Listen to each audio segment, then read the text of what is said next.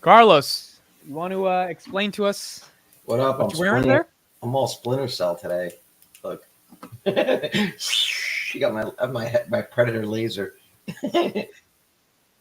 Is your mic connected, or you maybe just got to bring it closer? Oh no, yeah, sorry. Yeah, I said I'm all Splinter Cell today. You know Splinter Cell? Remember that game? Probably not. No. Remember Predator? He had the laser on his shoulder. When you saw the three lights on you, you were done in Predator. Were you doing like any construction stuff, or you just wore it to? No, I just wear this on. What is it? Every Thursday night I just put this on. Go hit the club, dance a little bit. The girls have a weird fetish, you know. Dude, I think that could get some girls. I probably lights. Could. I mean, look, this was me all day, like this. It's a vibe. It's definitely a vibe. Yeah. What's up, Chris? What's up? What's up, Christopher Patel? What's going on? Supposed to be my week off, and this podcast is like my only break. Like literally, once I'm done here, I'm gonna jump back in. I'm doing painting. I gotta go to Home Depot, your favorite place. Go back there. I feel like I know everybody in that spot now. What are you doing in the house? Are you doing it like I'm just big? We got the kid. We got the second one coming. There he is. Oh right. There he is. Nice, she went today. Nice. Carlito he's already Jr. turned. Wow. He's already turned facing down, so they're thinking, man, he's gonna come early because they turn down when they're ready to come out. Oh really? Yeah, like they face down so that they're ready to go into the birth canal. Oh, that little chink. Come here, you. That is super interesting. Oh, is she here? We got the little one here. Yeah. Chris, anything interesting happened today or nothing crazy? Nah, man, this morning was super interesting. Bro, Walmart really broke me. Like Walmart broke me bad. Walmart. Right, we'll talk about. I'm assuming you have a macroeconomic reason for why Walmart hurt you. Yeah, dude, definitely. Okay, we'll talk about that. Where's the little one coming on? Is she's gonna crash the pod? I already hear her. She's so cute, man. She's so cute. She's so cute, bro. She's so cute. She has adorable little cheeks. Like she's just so cute. And she always gets on the mic. And I like it when she calls you AMIT. Dude, so many people have called me AMIT my whole life, but when she says it, it's cute. Yeah. Look, Carlos being a construction builder. Nice. Look at this. Carlos, get her on. We got to hear from her a little bit. Come on, you know the light. AMIT. You know the light is still on, right? Yeah, I'm doing it all. It's my Predator laser. He didn't even know what that was. The triangle. Surprise! Ah, that's awesome. I got her a surprise. I got her a little scooter. Say hi to AMIT. Who's that? Okay. That's AMIT. Say hi, AMIT. Okay. And who's that? That's Chris. Can you say hi, Chris? No. Oh, why not? You know, say hi to Chris. Chris doesn't know Palantir anymore. We can't say hi to Chris. No, that's Christmas. Dude, for some reason kids hate me, dude. If you're good, Christmas will bring you gifts.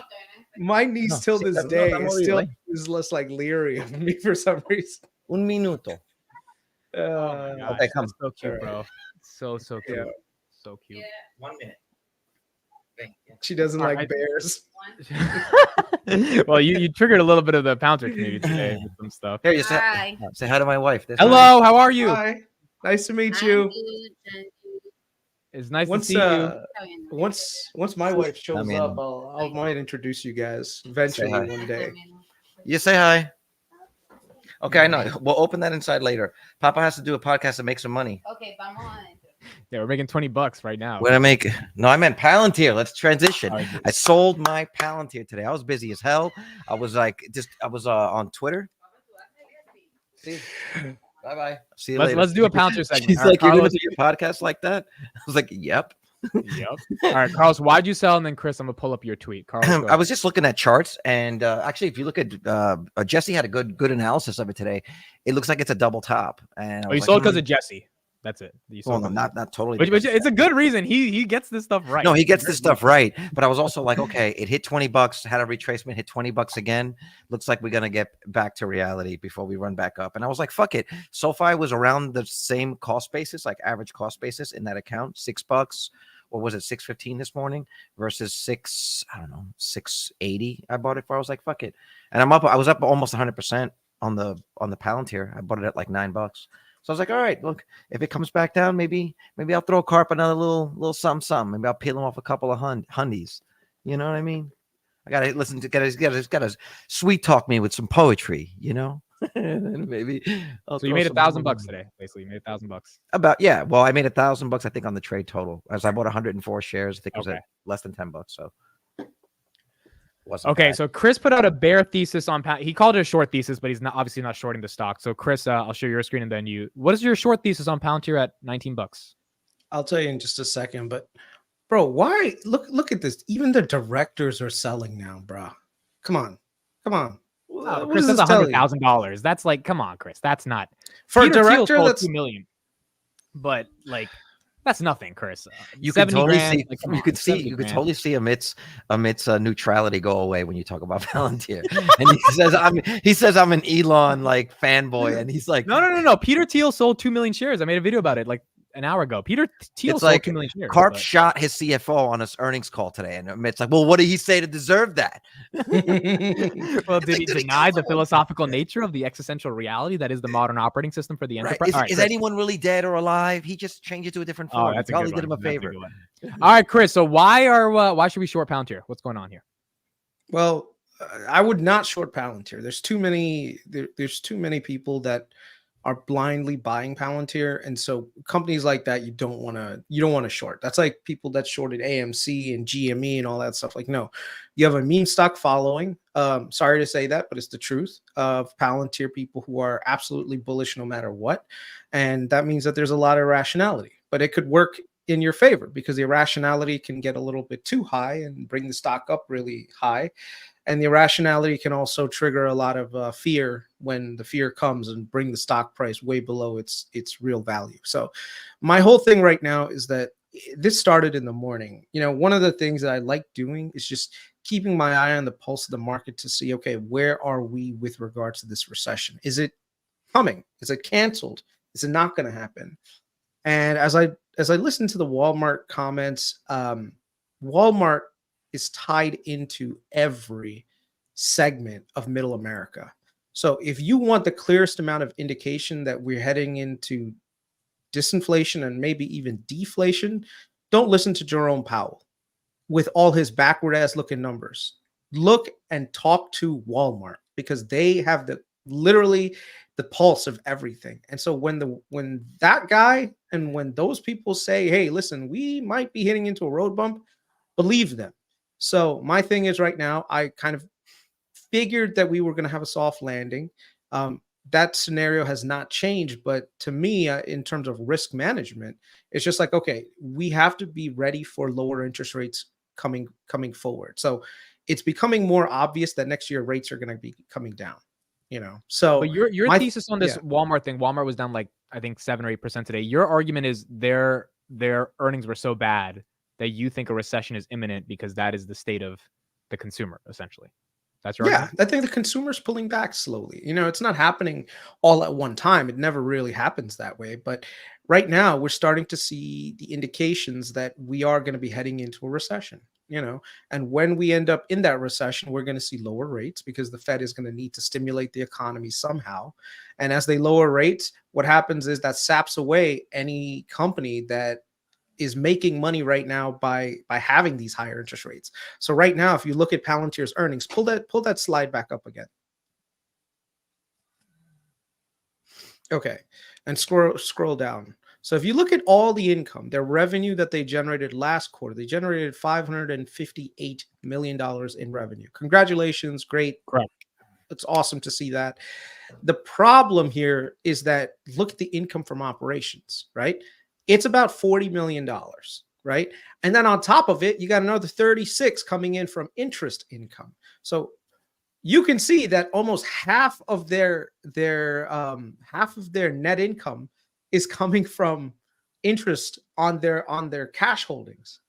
Now, the thing is, next year, let's say they double their revenue, completely double their revenue, but they lose that interest income, which is 100% margin income. What ends up happening is now you need to replace that net interest that interest. And so right now, Palantir's where are not they going to be parking their doubling. money that they're getting? Where are they parking that cash? Treasury, short-term treasuries. treasuries, Yeah. short-term treasuries. So they probably have short-term treasuries, maybe the 2-year. So they will keep getting this money for now. So it's not a problem. But if you look at last year, September of 2022, look at how much they were actually generating in net interest income, barely 5 million a quarter. So if you annualize this out, that's almost 40, like, what is it, 36, and multiply that out, that's almost like 100 and roughly 30 million of actual income. It's just coming from interest. So, you know what I mean? Okay, to push back, Chris, if they grow, then won't they generate more net income, or what's the argument against the growth in 2020? No, you would need to double your revenues with the same margins in order to get to that amount. That's the problem. Right. You have to replace what that. you're assuming though is that there isn't an environment for them to make that money on their free cash. That there isn't a place to park that money to make the same money that they're making on interest right now. I mean, they can. I don't know. They could buy Bitcoin if they were smart. They could buy some Bitcoin. They'll make you. No, bro. There's so much. Palantir is still a speculative growth stock, bro. If they get Bitcoin on the balance sheet, that's speculation. I don't know if shareholders would see with that. I mean, if you want to get some return, and on top of that, the value. And the problem is, on top of that, the valuation is stretched by any means. I mean, what's the current market cap? 42 billion? 43 billion. $43 billion. Come on, man. Like, just logic. Use but logic. Why educate the viewers? Why do you say come on, man, like Joe Biden? Why do you say that when you hear the valuation? Like, why do you say that? It's got a PE of 300. Like, that's ridiculously high. Yeah, but in 2014, I'm just playing the bear case here, poking you. Like, you could say Amazon's PE of 1,400 or whatever, right? Like, what is the argument against overvaluation is always. But the difference is their valuation was 1,400, but they were executing, they were growing like a beast. That's true. That's fair. They had AWS. That's like a monster, you know? Yeah. So this is the problem that they're going to run into, where that interest income is going to slowly die down. And if they can't replace it with additional net income, like operating income, then you're looking at pretty flat year over year, and maybe even negative growth. I don't know, man. Let me address this comment real quick. This is just a stupid comment. Sorry, Mike Surreal. This is why I stopped watching the show. Chris is salty because he sold. This is a stupid comment, bro. I'll call it out. Chris doesn't have to say anything there. The thing is, Chris, Carlos, go ahead. I'll just say, like, that's not. He's salty because he sold. So what you're saying is because Chris sold out and he missed the run up from whatever $9 or whatever it was to 20, that he's somehow pissed off and has to end up shitting on the stock. First of all, he only does that with Enphase. He doesn't do that with Palantir. But it doesn't mean that it just means he saw opportunities somewhere else. That is not the way any of us operate here. I mean, if that's what you think, then that's great and that's fine. But that is not how any of us operate here. Trust me, we talk offline. It's really not the case. He could have absolutely bought Palantir again if he wanted to, but if the numbers don't hit a metric that he wants them to, he's not going to buy. That's the beauty of the markets, and that's the good thing about this show, is that we kind of get to discuss it. Somebody's always in something. The other thing is, I rode the stock up to 16 with you guys. I sold out at 16, so I'm not like by any means like against Palantir. And by the way, I'm not shorting Palantir. I'm never going to short Palantir. I'm not going to try to make money off of your tears.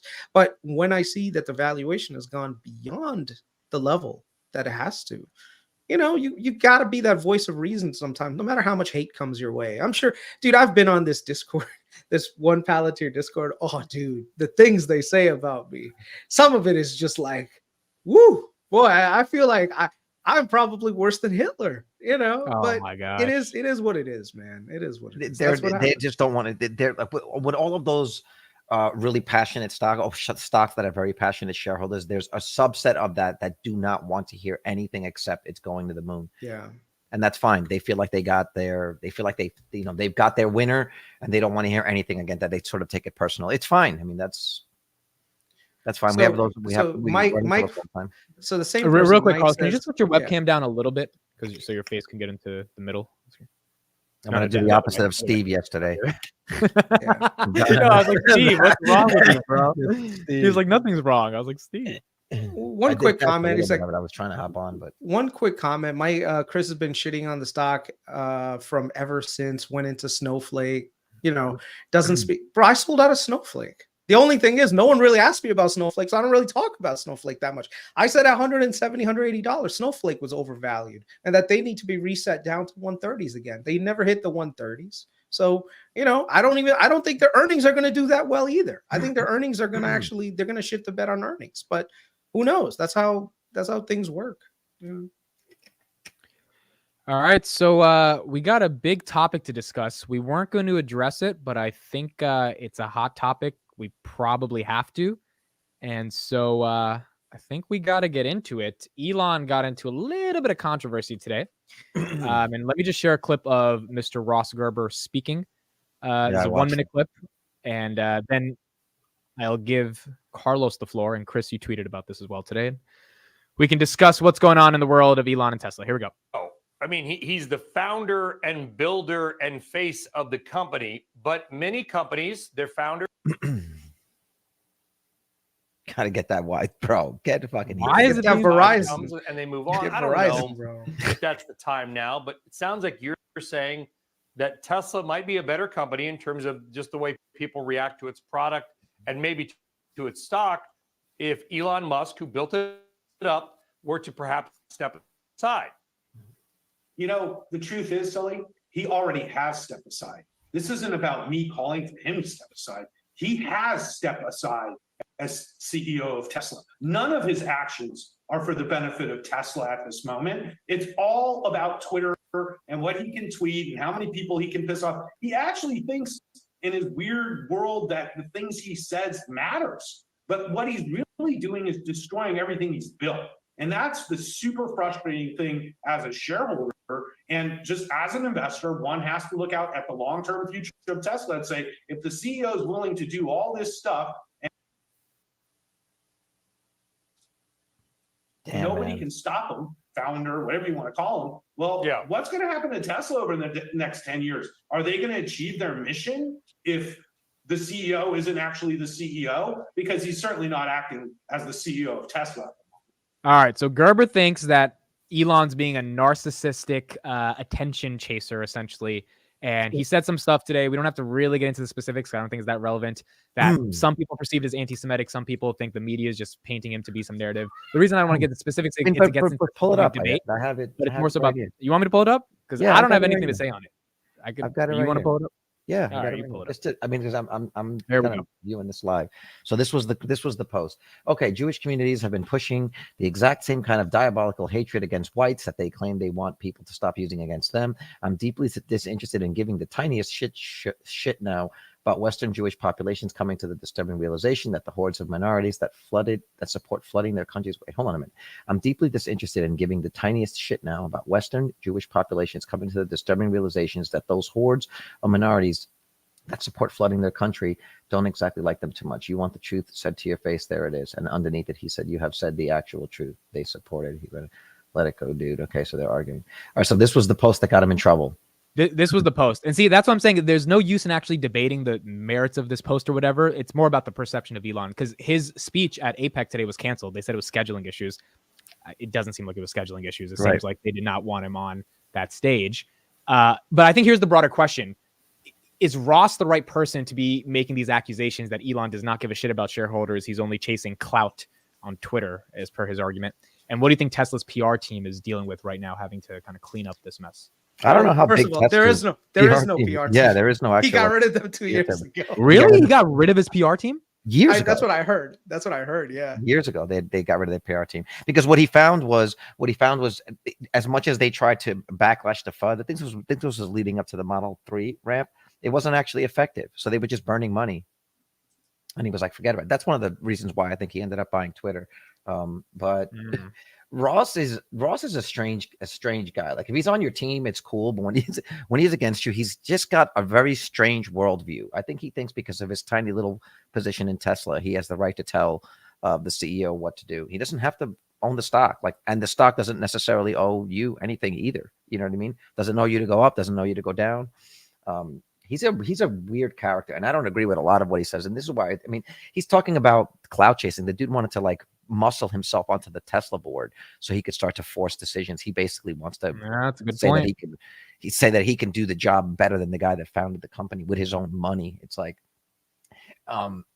it's not good. It's not good for Tesla in the short term. But if it gives me a better buying opportunity, it's fine. I don't think I think his claim that Elon is not the CEO of Tesla is grossly misrepresented. I think it's clear that he is still running the company. It's fine. We're a few days away, less than 2 weeks away from the Cybertruck launch. Technically a week or so away from FSD 12 if he wasn't joking in that tweet. So I think that this will eventually be buried. It's just so look, you got a guy on that level. It's like Mark Zuckerberg, him, Bezos, Gates, the guys on that level. There's just going to be half the people that hate him all the time, half the people that love him. And Ross is just sort of flip-floppy with it, you know, like Karp. Not everybody likes Karp. People love Karp, right? That's true. So That's I'm true. going to say just one thing. There's two parts to it. Number one, I hate the fact that I am right now a bit worried on how I come across by stating a nuanced opinion. Because if I say something, I have to be very cognizant of who I may end up offending, right? And the thing is, like, it's really, really hard not to offend somebody. You know what I mean? Like, this is where we are in society. You can say, I like the sun. Oh, does that mean you hate the moon? Okay, I like the moon. What the fuck, man? You don't like the sun? You know, so this is one of those things. It's such a weird thing to do, but I'm going to try to do my best not to offend people. Okay.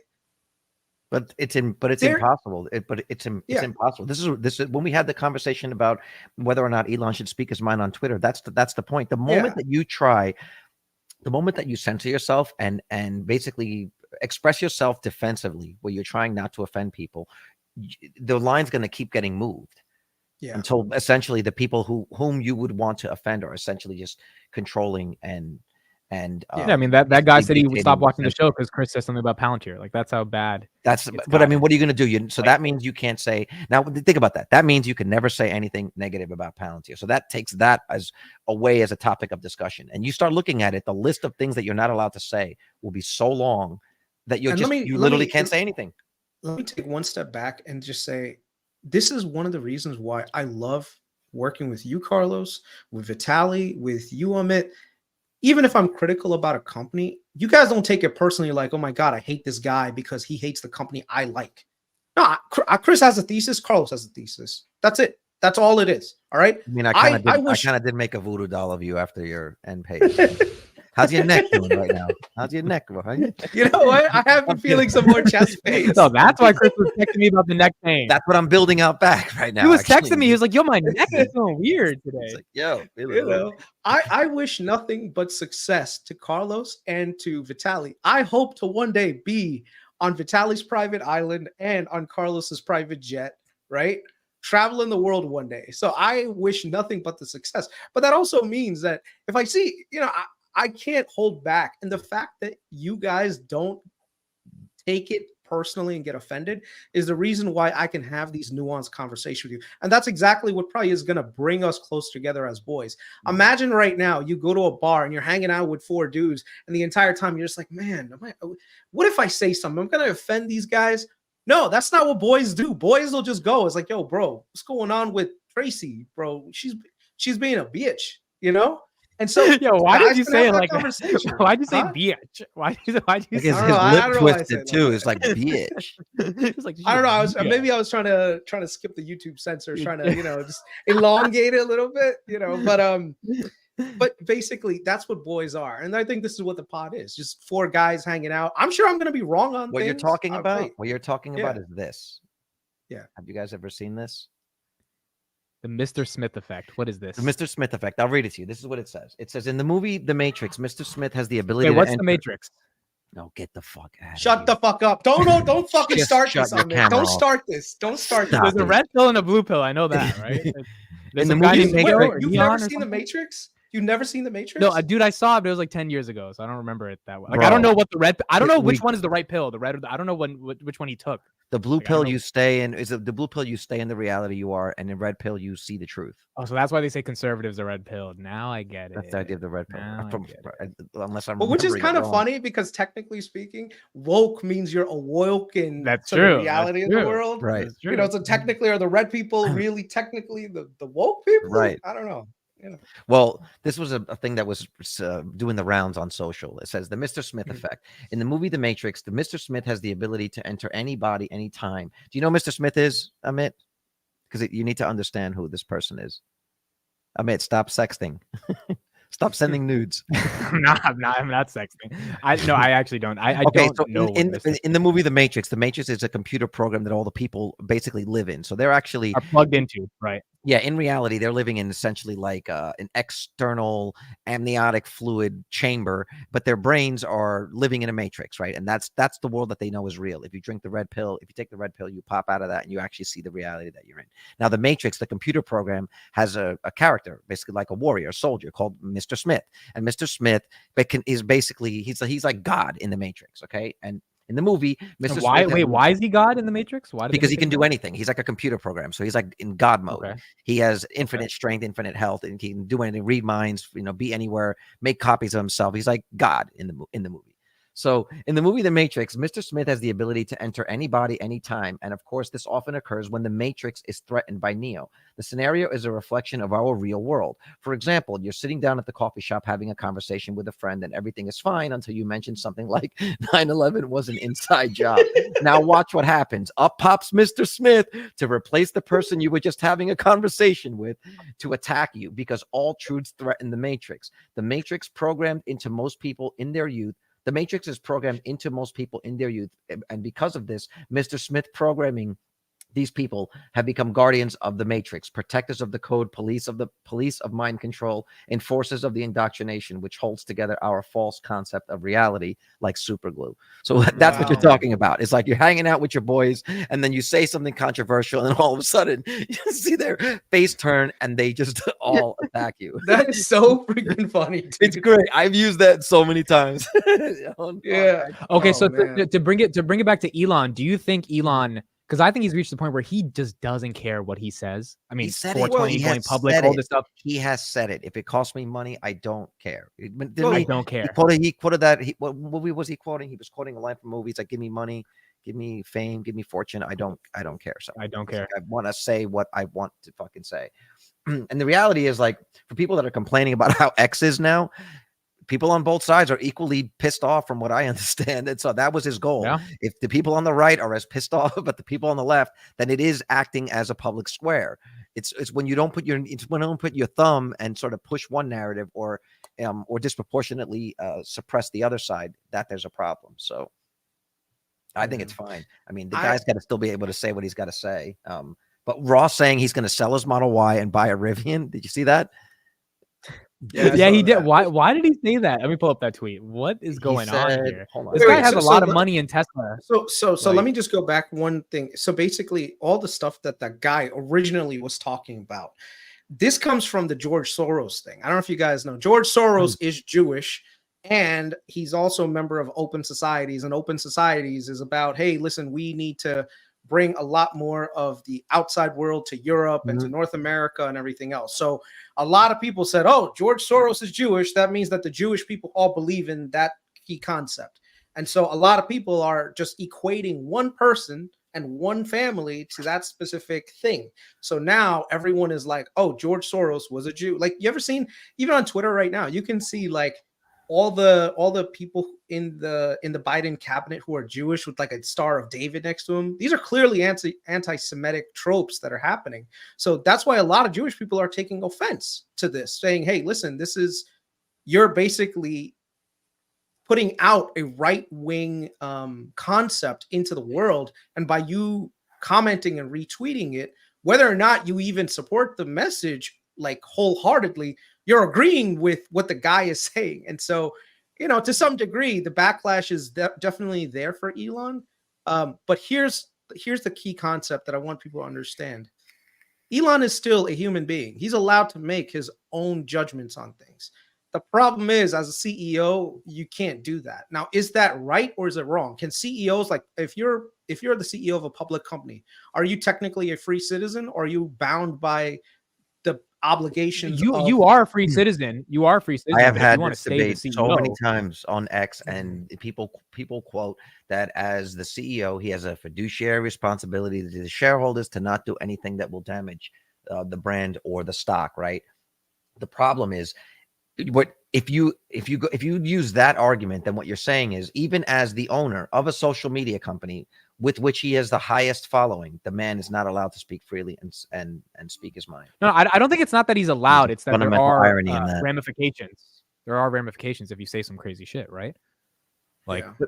But okay, Just but like anybody else. this is where it gets weird. Ramifications, it's not the same as cause and effect, right? It's like if I don't know, if there's some explosive next to me and I light it on fire and it explodes, then yes, that's a cause and effect. But we think that social consequences are the same as the direct physical consequences, and they're not. Because if he said that and no one got offended, there wouldn't be any problem, right? So these are subjective consequences that are thrust upon you by a collective group, a certain ideology or whatever it is. And they try to make it seem like those sorts of social consequences are the same as physical consequences, where, like, if I jump off of a cliff, gravity is going to pull me down and I'm going to die. The social consequences are not the same. It's not a direct cause and effect. The idea of us having language is that we can explain, explain and discuss our ideas so that the effects aren't equivalent to what it would be if you jumped off of a building. Do you get what I'm saying? That's the beauty of it. But what happens in this day and age is, like, there are red lines that you can't cross. There are things that you can't say. And if you say those things, then the consequences are brought upon you regardless of who you are. I think that's a real problem. And I think what we're doing in our social media is actually pushing ourselves towards an authoritarian state. We're actually asking for there to be like a list of things that you can't say, or so that we can all agree upon what the narrative is, and then no one can speak against it. well, let me push back against that a little. I hear everything you're saying, but like Sundar Pichai, right? Google, everyone searches on it. If he says some shit that upsets people, even though he's not wrong, but he says it in a way that makes Jewish people upset, and they're like, "Fuck it, we're gonna use Bing," right? And like, you lose business off of that. Don't you think he's just going to be less likely to say shit, which is why Elon's so magnificent as a human being, because Elon doesn't care. He'll keep saying it. No, I think that he should be able to say that. This is why I say, he like, should be able to. He should be able to, but the stock why can't he? The point. Right. The stock. But again, the stock, you make it seem like if he says these words, the stock will automatically go down. As if you jump off a building, you fall to your death. It's not the same thing. If people sell it off, the stock will go down. That's all. Right. But people selling, but these are consequences that are imposed by people. And those people are imposing those consequences to have an effect, basically to affect what someone like Sundar would say. He should be allowed to say what he wants. And in a perfect world, people will not attach their financial decisions with something that a CEO says. They will respect his autonomy as a human being to be able to say what he wants, right? Like, there's almost nothing that any of these CEOs could say that would piss me off as long as they're achieving the goals that they want. I'm more upset when the company itself is doing something that is nefarious versus a person saying something that I don't agree with. This is my fundamental problem with an investment in Meta, right? Is that the company itself, I don't think, is doing good. The better that they do, there are consequences that we suffer as a society. If they got off of the advertising model, if they just got off the ad model and charged everyone $10-15 to be on Facebook and actually could make it a great experience for us, the way Marketplace is, right? Marketplace is a fantastic product.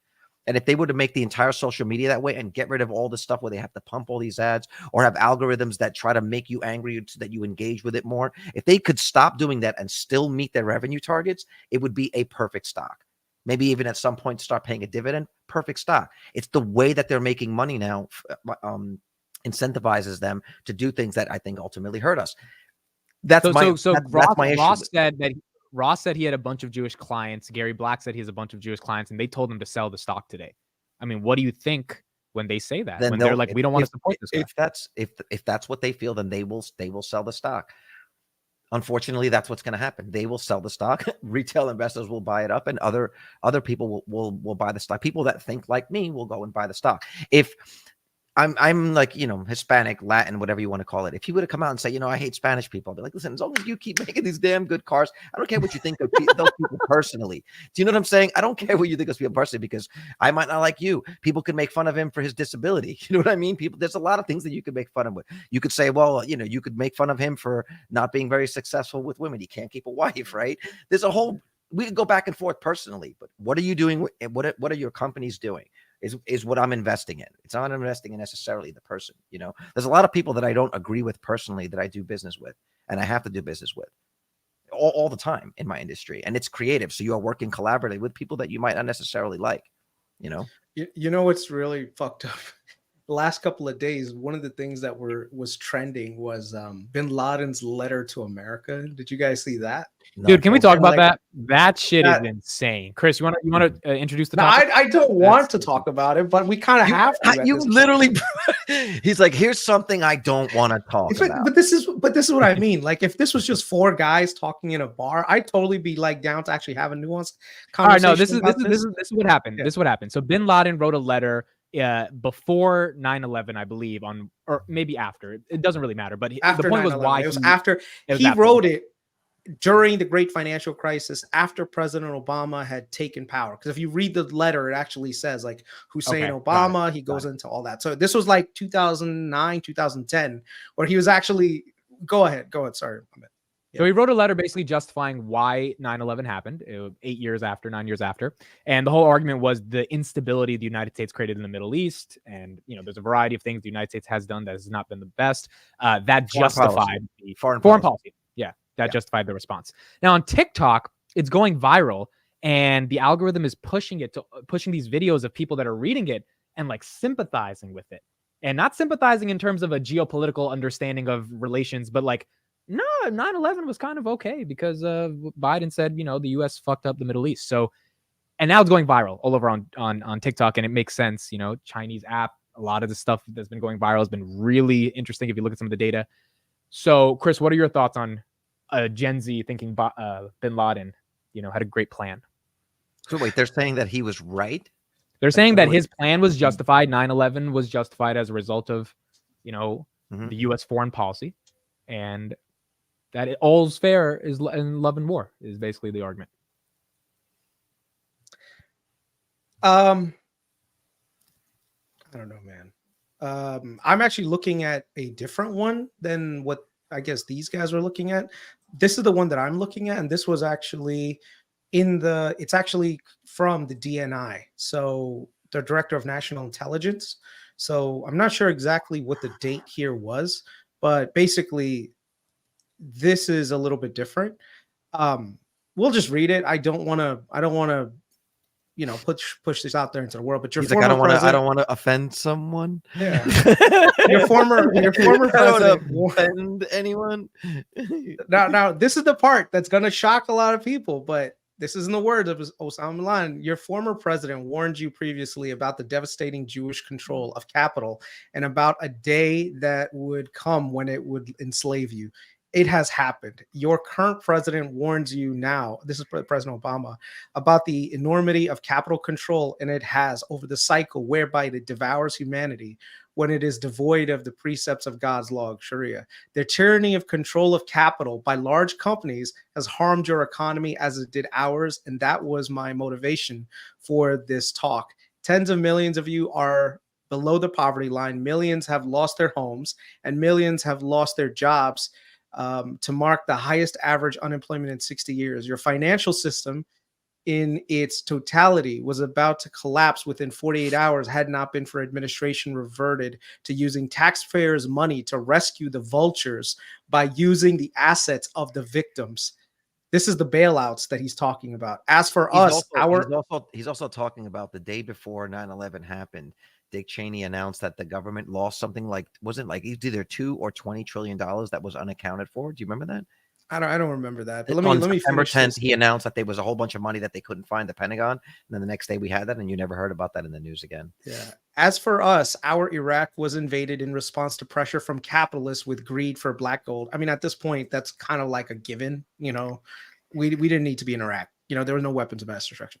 You continue to support the oppressive Israelis in their occupation of our Palestine in response to pressures on your administration by a Jewish lobby backed by enormous financial capabilities. And so this right here is, I think, this is what I thought was the talking point that everyone was talking about. Maybe I'm reading the wrong Bin Laden letter, but the point is they're sympathizing with a lot of the fact that they're allowed to retaliate based on U.S. foreign policy, and it's going into the Israel-Hamas stuff, why Hamas was allowed to do some of this stuff to Israel. Yeah. Like that's the undertones of the conversation.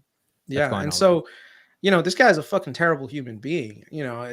He will use every sort of justification in the world to basically justify his point and get people on his side. All right. There is no. Who is this? He will. Bin Laden. Bin Laden. Okay. Right. Bin Laden. There's no justification for taking 2 planes and putting them into building, killing innocent civilians, bro. That I don't care who you are, bro. Terrorism. I'll never ever sympathize with a fucking person who wants to kill innocent people. That is not how you get your message across. And if that's how you feel, I'm sorry. I am totally against everything that you're about. There are ways where you can make positive changes to the world without having to kill innocent people just going about their day. And if you think that there's any justification for killing innocent civilians, I'm sorry. We will never see eye to eye, and you should probably unfollow me, hate me, whatever you want to do. Pull up. Love Deep's comment 639 in 2003. In the 2003 letter, Osama said he attacked America because Americans elected the government which does all this stuff in the Middle East. I mean, if that really is the case, then that's also misleading, because we don't necessarily pick our candidates. Yeah. So you know what I mean? And if he's that plugged into like American politics, you'll understand too that there is a narrative that is pushed on Americans to believe one side or the other, or to believe and politicians don't always tell the truth before they get elected. So that's not necessarily fair, Osama. Sorry. It's really interesting what's going on as well. And again, this is I've been pretty public about this as well. My journey of starting to sympathize a lot more. I was a communist in high school, like Bernie Sanders communist, starting to sympathize a lot more with the right side of the United States. I was hardcore socialist. I was all about socialism in high school. Like I was red till the day I die.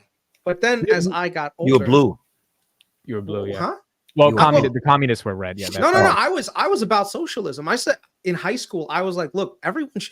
When the original words were coming out of Karl Marx and all this stuff, I was like, absolutely, everyone should be equal. Why should everyone, live like what? Dude, I remember I had a debate with my aunt in India. It was 2014, and we were debating, and she was like 35, I was like 12 or something, and I was like, Bill Gates needs to donate 50% of his $80 billion or whatever. And I remember this debate. I was so passionate. She was like, why? And I was like, because he has $80 billion. He doesn't need $80 billion. I didn't know it was stock. I didn't know it was in Microsoft or whatever, right? I just said he has money, he should donate it.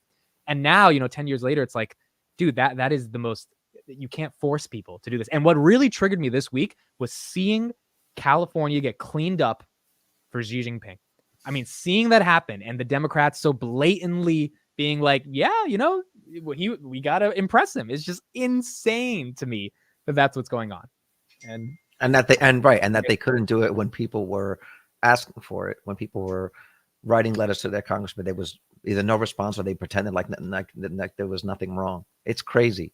I was thinking about this when I was in the shower, actually, that like every generation has their own like wake up moment where like you lose your innocence. I feel like you lose your innocence twice, right? You lose your innocence as a kid, one point when you realize that the world is actually a really sort of dangerous place. And then I think you lose your innocence again when you're somewhere in your adulthood, when you realize that like a lot of what you're told is not necessarily the truth. A lot of what you've been saying, you've been conditioned to believe that. It becomes it's like when your critical thinking kicks in, and you start thinking, like you start questioning everything, Well, I mean, for me, I think the transformation was probably as I started to get my job, started working, I realized it was like, okay, I'm working some money.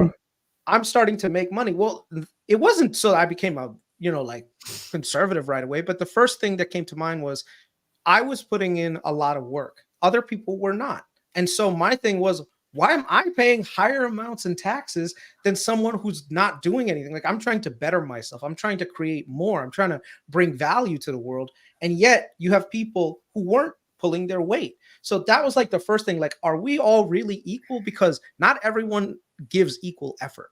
You know what I mean? So in high school, everyone is equal because it's like, whatever. It's like, if Jimmy works harder than me, that doesn't really mean that it's taking away anything from me. I just have to work hard and get an A too. So it's, it's a little bit separate. But when you get to the point where you work and you're in a modern capitalist labor force, you realize that there are going to be people who work extra hard, will do what they have to get to a higher plane of existence for them and their family. And then there are those who are just going to slack off and not do anything. So the question is, why should the person who slacks off be treated as equally as someone who works their ass off? Right? That's the existential question that we have to ask ourselves. Now, do I think that obscene levels of wealth should be met with at least some level of, like, hey, listen, kind of take some of that wealth and bring it back to reality? No, I'm totally for it. I think the rich should pay more, but I don't think they should pay to such a degree that whatever motivation's out there to make more money goes away. Because that's what communism does. Even now, as much as they say the rich got to pay their fair share, they still pay them like the majority of the tax. I agree. You know what I mean? Like, they're still paying Elon paid 53% in taxes. Of the taxes, right? What is it? Yeah. What are you saying? He paid 53%. He paid like $10 billion 2 years ago. I mean, it's just insane. Cool. Elon.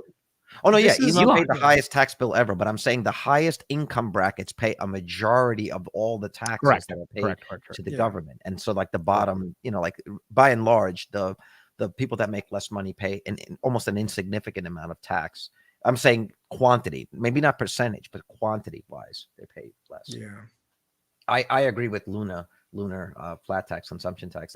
That whole thing, getting a massive property tax increase, was a real eye opener for me too. Yeah, when you start paying taxes, bro, you can't help but like avoid that Democrat box and go to the Republican box. They catch you on everything. When you think about it, like, even if you're like, I think my effective tax rate is like 39%, right? 39 or 40%, but it's really more like 55, 60% if you think about all of the other hidden taxes that you pay, whether it's everything is a tax. Everything you pay is a tax. Yeah.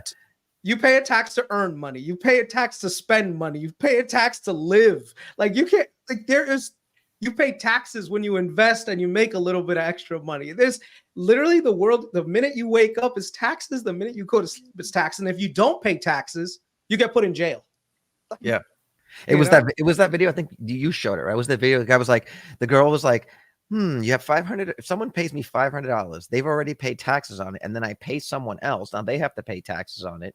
And if you keep, basically, the more it changes hand, this is why I think the governments want liquidity, because the more money moves around, smaller amounts moves around, the more money that they make. So basically that $500, they'll eventually get almost all of it if it just changes enough hands. No. So Kevin is saying I pay $250,000 in property taxes each year, and Chris thinks I should pay more. I don't think that, dude. I don't think that 250. I don't know what kind of 250,000 in. I don't know what kind of castle / villa that you're living in.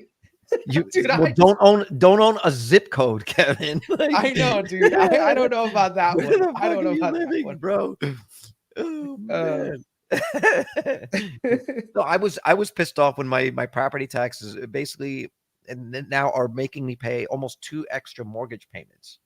Yeah, in property taxes, and the reasoning is because I bettered my home, and I'm saying, well, okay, what an increase in property taxes when you on home improvements is basically a tax on unrealized capital gains. That's what that is. Like, if you're think about this right now, if you're holding Palantir for a year and it goes up 100%, and then at the end of the year they ask you for a 20% tax on the money that you haven't made, that you haven't actually sold, where are you going to get that money? You understand what I'm saying? Yeah. Because basically what they're saying is your home is worth more if you were to sell it, but I didn't sell it, but they still want the money now. And so I was doing the math, and I'm saying, let's just say I spent, I don't know, say I spend 25 grand and I do an upgrade on my house. And then they say, okay, now you're going to owe us $2,500 extra every year. After 10 years, the money that they think that my house is appreciated, they've collected it. They're eating into my future. They're eating into my future profit on the house. But this is what all this media attention against Elon and saying he's bad and all this. I think it also comes from a generation that I guess isn't thinking like this because they don't have financial, they don't have a mindset of like ownership and building their own shit. Because once you do, things change, right? You start Well, seeing the world. you differently. end up realizing that you're probably the best person. You're probably the best person to allocate your own capital, right? Yeah. Like Yeah. if I can keep the money, I will probably employ 5, 6, 7 people. I'm not going to support them entirely, but I'm going to help them support their families. Those people are going to work, say, in and around my area. They're going to contribute to the local businesses when they eat food and they buy products and services around where I live. Somebody driving down the street in my house, if my house happens to look a little bit better, it could be an incentive to have them move here and start their own family. Like there's a million reasons why you want to incentivize people to better their homes. It also means that you want to take better care of your community. You're literally more invested in the community doing well. And I don't understand the I will say reasoning behind this. The poor don't have to pay taxes because they're poor. So they're not really making that much money to begin to pay with. And the rich people have so many loopholes that are built in that they don't have to pay that much in taxes either. So I know that sounds really fucked, but it feels like the middle class is the one that they're not rich enough to get past all the loopholes, right? And they're not poor enough to not have to pay taxes. Doesn't that suck for the middle class? I feel like that's one of the core. But I don't even know what problems income bracket is even middle class right now. I don't know either. I mean, it depends. On we talk about the middle class, but like, I'm gonna look this thing up. I mean, I think it's so bifurcated, like what is considered middle class in America right now? Because if you go to like some Midwestern you have to town, also somewhere factor in small, inflation. Yeah, you have to factor in inflation, and it's also based on your geography. Okay. KO says property in Nebraska, 4K taxes on 100 or 150K taxes in Nebraska. In my house, with 150. So 4K on 150K in Nebraska. That's a lot, man. $4,000 a year. That's a on lot, a 1,000 square foot home in Nebraska. And my house is worth 150,000. That is ridiculous.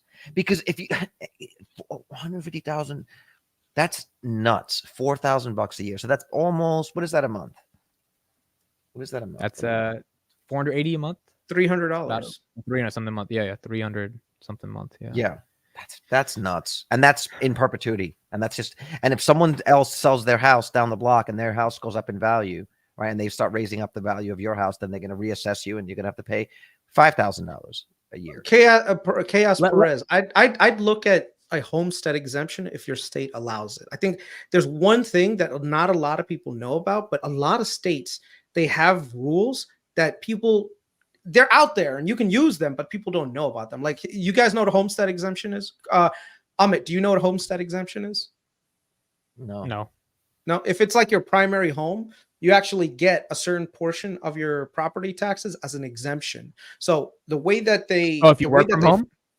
No, not if you work from home. Like that's your primary residence. If it's not that's an your investment homestead. property, he's saying. If it's not an investment, if you're actually living there, your primary residence. So like right now in Texas, they have a homestead exemption. So they have high property taxes, but they also have a homestead exemption, which helps reduce down the cost if it's your primary residence, right? So as an example, let's say you rent out a house and the tax bill is like $8,000, right?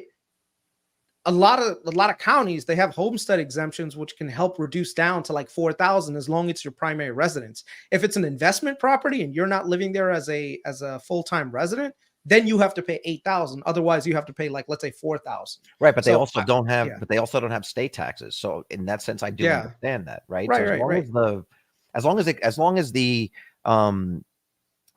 property tax is less than what an effective state tax would be, I'm fine with that. I'd be fine. With that. One of the reasons I would say allow yourself to really look at your homestead exemptions, because I think that's the one concept no one taught me about, no one spoke to me about it. And for like 3 years after me and my wife bought our property here in Georgia, we were just paying taxes like normal. We were like, oh, whatever. And then one of my friends was just into like homestead exemption. Like, what the hell is a homestead exemption? And so I was like, oh, you just go to your county and you just tell them, like, hey, just apply for homestead exemption. And so that's it. And it was like, dude, what are the middle income tax brackets here? So it says here, if you're in the middle class, you're probably in the 22, 24, or possibly 32% tax bracket. So it's anywhere from $44,000 a year to $231,000 a year taxable income married. If you're married, it's up to $462,000.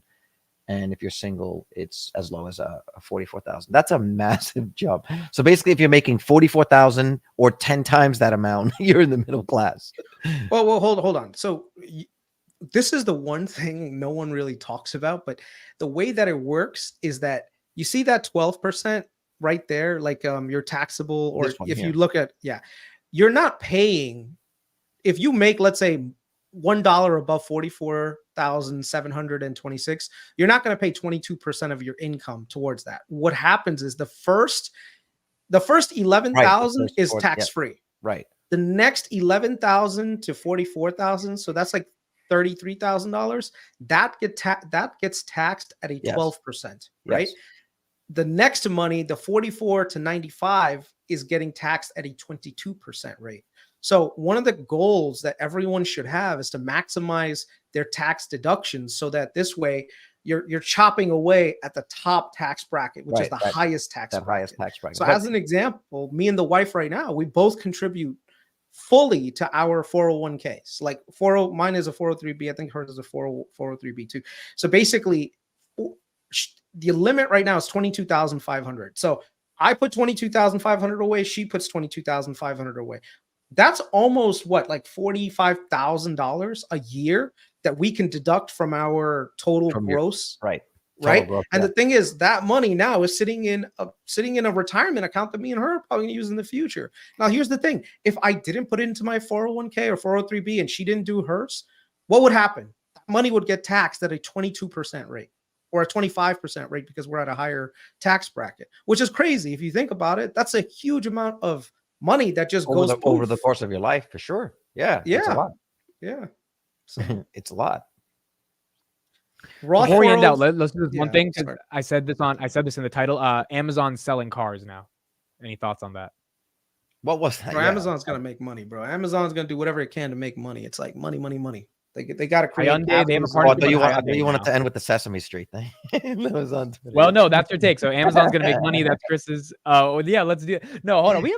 I have a couple things I got to show people, because we had so many memes this week that we didn't get to show.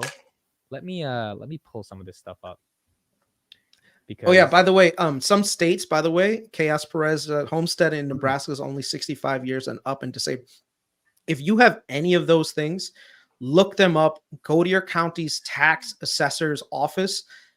Website usually tells you everything. It's one of the most simplest ways that you can save a lot of money. Find out all the benefits that you get, that you're entitled to for being a part of that county or state, and maximize those things. Because believe it or not, that's like the best financial advice that I can give you. Save money on taxes. Fuck investing in Amazon, fuck investing in Google, Enphase, buy Verizon. Saving money on taxes is the best return on investment, because it's your biggest expense. Typically in a year, it's your largest expense. But I mean, look, a good accountant goes a long way, man. Scroll back up. IMNOP at 654. Laura, your healthcare costs can be deducted, even mileage to the medical appointments, hotel costs if you go out of town for an appointment. Like, do you see the amount of work that they make Americans have to go through to calculate their taxes? Do you not see, or do you not agree that this should just simplify this? And the reason why they make this convoluted is because people are not going to get it right and eventually end up overpaying. I mean, ultimately, that's what it comes down to. Or you have to pay someone all the money that you could save. You have to now pay a CPA to figure out all this stuff for you. Look at this. You've got to have someone sit there and calculate the mileage to medical appointments, so that they can save a couple of bucks here on whatever it is with whatever the cost associated with that, so they can get that as a deduction. It's absolutely ridiculous what they make you have to go through. A simplified tax code of the 25% flat tax, I think, just like a one-page tax thing, would make it super freaking simple for everyone to understand. For every dollar you make, you give the government 25 cents. I mean, what's the deal with that? The other thing to look for is also from property taxes. Look at a freeze. You can, believe it or not, freeze your valuation. Like here in Georgia, we have something called a freeze, where we can actually freeze our property tax assessments for to a certain degree, so that we're not paying more and more and more. So we're not constantly getting assessed. The problem is, if the value of the place goes down, that means that you're still frozen at that higher rate. So, but most of the time, the freeze works in your benefit. So like right now, our property taxes haven't gone that much higher than when we bought the place maybe 5 years ago, even though the price of the property is actually appreciated significantly. But it's way different. It's way different when you're a house. Like, you're in a condo, so it's way different. When you're in a house, they drive by your house and they just look. So if you've done anything to the exterior that looks like that, then they just do an assessment. They just guess what the value is. And right now there's a whole bunch of people. This is like the season where a lot of people do home improvements in my area right before Thanksgiving and maybe between Thanksgiving and New Year's. And so there's a lot of people. There's actually a house that was like abandoned down the block. Someone bought that, gutted it. Now they're turning that. So I'm like, oh man, I'm just going to raise my value. So they're in the area and they just kind of walk around. And I had a tree that was dumping walnuts on my Model X, and I was like, it's got to go. So I ripped that tree out and I put some turf down. So now the front of it looks great. Yeah, I know. Like walnuts, bro. I ripped out a 300. Well, it actually worked out well because they found out that the base was dead and it had a risk of it maybe falling in my house. So, but that's what it was. It was like dropping this like sap on my car. And I was like, nah, man, how much we got to pay to get rid of you? That's hilarious. So just to show you guys the quickest way to do it, you can go to your state's Department of Revenue, your taxes, whatever, and just look for exemptions, look for different things like rules that they have. Sometimes they're even county based. So like the county is the one that will do your tax assessment. So like, you know, depending on where you live, like these are all the counties in Georgia. So these allow for homestead valuation freezes, right? So basically the exemption may, right here, a number of counties have implemented. Make it bigger. That's like the bottom line of an eye chart right now. Yeah, sorry. Like right here, a number of counties have implemented exemptions that will freeze the valuation of the property at the base year valuation as long as the homeowner resides on that property. Even as the property values continue to rise, the homeowner's taxes will be based on the base year valuation. Do you know how big that is? Like of a savings for anyone who bought a house that's what 20 years ago? Yeah, because I was calculating a certain mortgage payment and a certain property tax, and now that's basically increasing. Now I basically have to make 14 mortgage payments a year, and it's not like I can pay that down to principal. I'm just literally giving it away. It's ridiculous. So yeah, I'm trying to fight it. There's like I said, there's so many laws out there that are like there to help you as the consumer. You just have to be willing to search for them and apply for them. And believe it or not, some states do a really good job of literally just fill out a form, boom, done. It's not a big thing. They have online versions, but you got to take the time to do the research and find it. I can't tell you what it is because I don't know which state you live in, what county you live in. Yeah, but if you type in Department of Revenue, it'll pop up, and so I've done it for New York as well. Think about it. But I don't know. But part of the reason it's like a self-fulfilling prophecy. It's like they need all those because the tax code is so complicated and they need an office. They need a whole bunch of people. They need all these assessors. So now they have to collect revenue to pay all these people to do all this stuff. It's just basically an engine feeding itself. When it's like just if you made it 25% flat tax, you probably end up with more money to be able to use them for the actual services that they're supposed to. Dude, I remember my sophomore year of college, I made like 18 grand or something, and I showed all of it on the taxes. I didn't really understand what expenses were. And then a year later, when I figured out that 18 grand could have gone to like maybe 8 grand or something. I could have wrote off so much. No, 18 grand and they came to your house. They pulled your pants down. It's like, come here, boy. Come here, boy. Come here, boy. Up to the elbow. Yeah. Let me teach you about equality. Let me teach you about equality. My brother one year, he was working. He had like his main job. And then I was able to get him in at a company. So he did like a side work. And so I think he made something like $10,000 or $15,000 more in the next year when he was able to do this like side gig. And this side gig, he was like working at night. It was killing him. He was working like 8-10 weeks of the year, overnight shifts, all that stuff. But because he made that extra bit of money, he got moved into another tax bracket, which then ended up taxing him $10,000-$15,000 more. So literally the 2 years in a row, he paid the exact same amount in tax. He came away with the exact same amount of net income. But 1 year he worked an extra 8 to 10 weeks. When the next year came up, he's like, I don't want to do the job because I'm literally just working to give all of that money to taxes. It's ridiculous. And this is one of those sad things. If you remember, we were having this conversation. The government, they don't want you to know about these things. They don't teach you these things in school. It's like, how does property taxes work? How does millage work? Do you know what millage is? You mean mileage? No, millage. Oh, you know what millage is? No, I don't know what millage is. That's how your property taxes are assessed, man. Let me show you. I was going to say real quick, mileage, you can legally deduct 58 cents per mile that you drive. And when I had my consulting company, I drove like thousands of miles a year. So I got a shit ton of, if I didn't know that, and my tax guy never brought it up because he has a billion clients, right? He's not going to bring up something just for me. if I didn't tell him, dude, deduct 3,500 because I would never get that deduction. It's just so important to research this stuff. Right, but then ask yourself, what did you pay the CPA to do that? Right. $3,500. It's like, Your property taxes are collected by, figured out, you're assessed by something called millage. So your county is the one that applies different rates of millage depending on what they're doing locally. So like right here, the millage is a tax rate that's applied to assessed value of a property. 1 mil is $1 per $1,000 of assessed value. It consists of local portion. So a lot of times people say, well, my property taxes are so high. It's because a lot of that money is going towards feeding your school district. Like if you look at New York, especially in Nassau and Suffolk counties, bro, they have some of the best school districts in the entire country. But you're going to pay up the wazoo for taxes to live in that area. So there you go. I don't know how. All right, let's do I one. gotta shout I gotta out. go to Home Depot. We're gonna have a major pod on Sunday. We're gonna have a pod with Jeremy, Yeah. Matt Money, Chris, me, maybe VITALY, and Tanner. Sunday night, 7 p.m. Eastern. It might switch to 9 p.m. Right now, it's 7 p.m. And It's a 2-hour special, right? We're doing 2 hours on that. It's a 2.5 hour special of PayPal, Enphase, SoFi, Palantir, everything. So Sunday night, make sure. And no one will be offended. We will make sure we Correct. guarantee no one will say anything offensive. Correct. And the only thing I am going to ask is that you gently hit the like button, like just ever so Yes. quietly. Just Just so gloss Just over let it. it graze and just over give it. it a little. And then if you're near the subscribe button, you can get to second base. If you happen to the float second over to base the and subscribe subscribe. button, just give it a little. And then third base is leaving a little comment, a little nice comment. Not a Maybe hate you leave a comment, comment too, and maybe. And if you ring want to back. hit a home run, join me and Matt Money in Cash Flow Chronicles. Starting right now. There we go. There we You know what I mean? Let's try the gentleman's Later, way, guys. right? Instead of The gentleman's smashing way. and hammering and hitting, we've been kind of, the like buttons lives matter, man. Just stop the abuse of the like button.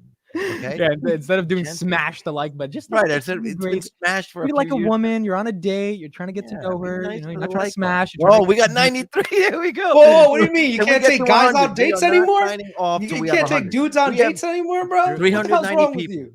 Hold on. How many likes do we have right now? Between 94, we need 6 more just to get to 100, and then we shut this thing down. Come on, 395 people. That's a third. We're asking for a third. We need 6 more people. I can't. 96. Come on. All right, I gotta go. Bye, All guys. right. Thank you, everybody. We'll see you Sunday. Bye, everyone. Good night. See you guys later. Bye.